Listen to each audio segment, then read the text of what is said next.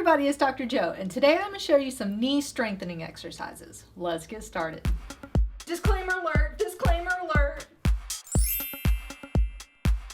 So I'm going to start off with some pretty simple exercises, and then we will progressively get to a little bit harder exercises.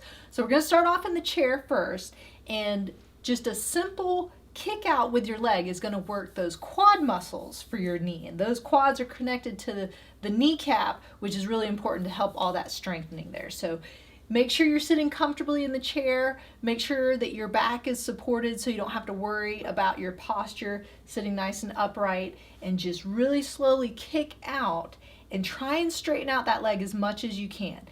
Pulling up your toes helps kind of lock everything out when you come up, and then slowly come back down. So it's a really controlled movement. You're not just dropping your leg back down. So even if you don't have any weights, if you go nice and slow, squeeze at the end, you really get a good workout in those quad muscles.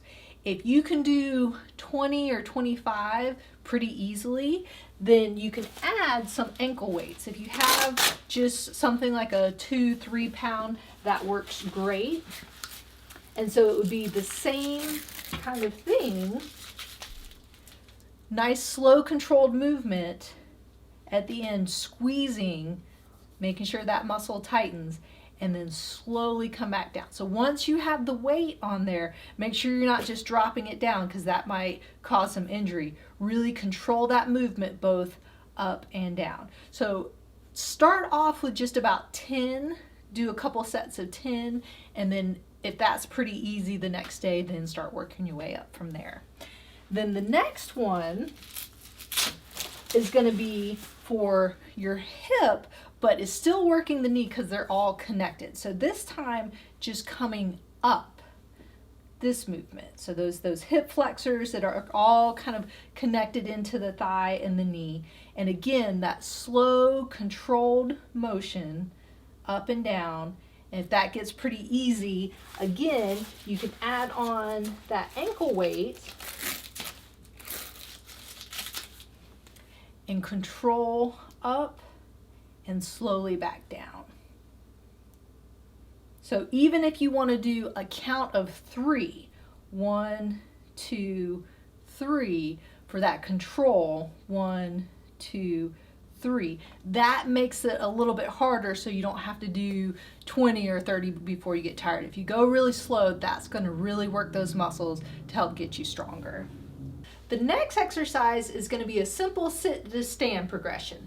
So to start off with, it's going to be just like it sounds. You're going to go from sit to stand, but working on the muscles instead of using momentum to get up. So the best way to do that is put your feet about shoulder width apart. You want them to stay flat. A lot of times when people go up and down, they try and get on the balls of their feet, but you want to keep weight equal in the front and the back and the heels. So when you come up, you want to lean your upper body forward to get the weight shifted to the front. So it's going to be coming up this way, and then nice and controlled, come back down. But when you come back down to the sitting, try and keep those knees behind your toes as well. Sometimes people, when they do a squat, try and come down like this. So when you use the chair, it really helps you to have a target. So just nice and slow, controlling it. Try not to plop down. Sometimes if you don't have a lot of strength in the knees and the legs and the hips, you kind of end up plopping down. But really try and control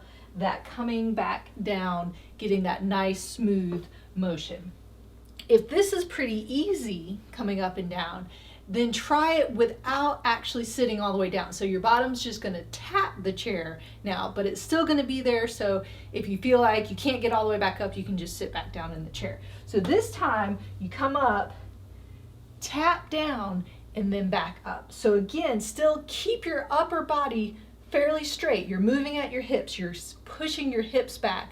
Like for the women, no, if you're squatting over the toilet, men might not understand that, but you really have to get that booty back and come back up. But my knees are staying behind my toes. So it's not this, it's coming back like that.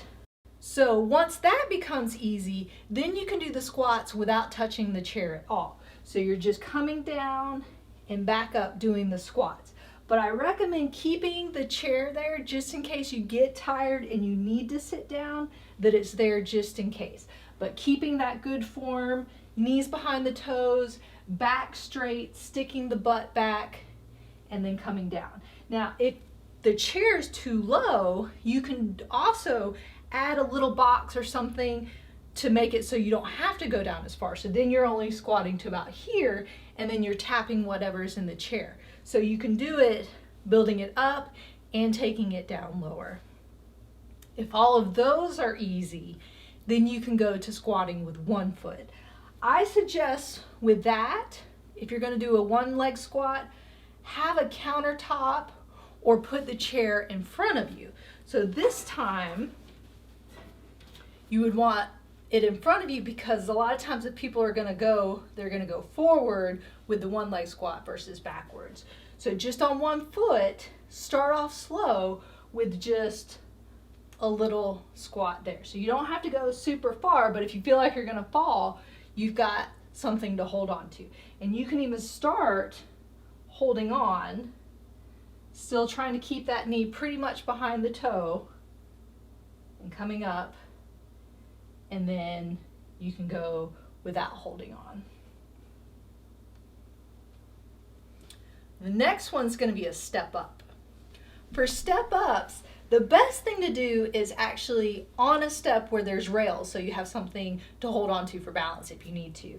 You can use just a step if you've got a box, a solid box of something, some boards to make it different heights. You can do that, because you might want to start off with something small, just like 2 inches. So maybe even if you have a curb somewhere where you can work on, that would be good too. But just make sure that you're doing it safely. You have something to hold on to, even if it's a cane or a stick or somebody else. But make sure that if your balance isn't great, you're using something to hold on to.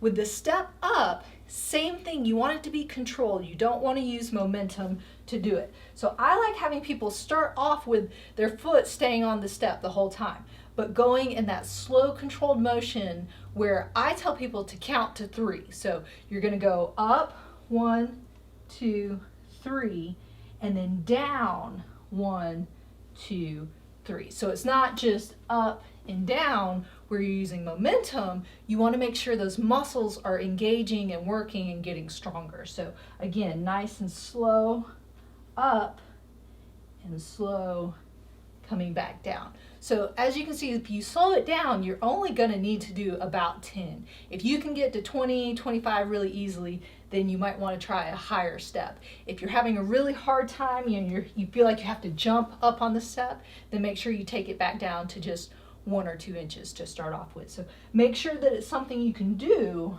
in a controlled motion and then go up or down from there. The last exercise is going to be a lunge. So for the lunges, having the target is going to be different for the step ups. The higher the target is easier, the smaller the target is going to be a little bit harder. So if you start off with the lunges, you might want something a little higher, a box or a little step in between, because you're going to do a lunge, and if the target's higher, you don't have to go down as far. So you just want to go to where your knee kind of touches the target. So for example, here it's just tapping on that box, but my upper body should stay pretty upright and my knee shouldn't go in front of my toes. So I'm not doing that lunge motion. I'm going straight down, trying to keep my upper body fairly straight. So you can see if I touch the target there, I'm not going all the way to the floor.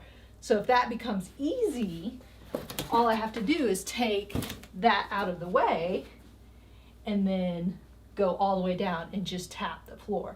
But same thing, if the box is too hard, then you just keep building it up and you can start just from there and have that target to tap on. So again, just starting off with 10, making sure you're going slow and controlled, switching sides after you do that, and then working your way up from there. Whew, I feel like this guy after all those exercises. Those were your knee strengthening exercises. If you'd like to help support us to keep these awesome videos going, click on the box up here and donate, and also get some cool perks. And remember, be safe, have fun, and I hope you feel better soon.